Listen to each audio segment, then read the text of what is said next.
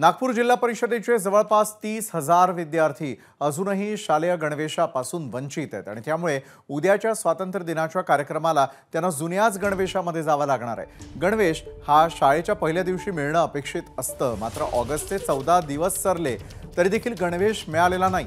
नागपूर जिल्हा परिषदेच्या अध्यक्षा मुक्ता कोकुडे यांनी राज्य सरकारच्या उदासीन धोरणाला यासाठी जबाबदार धरलंय।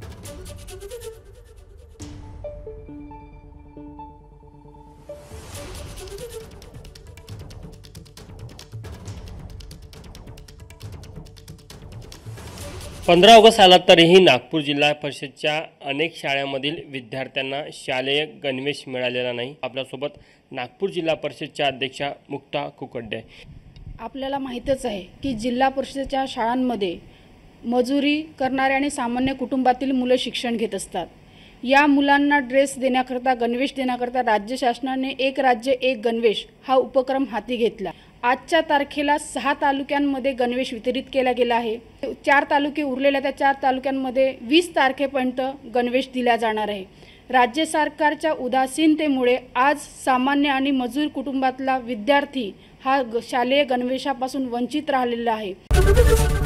एबीपी माझा, उघडा डोळे बघा नीट।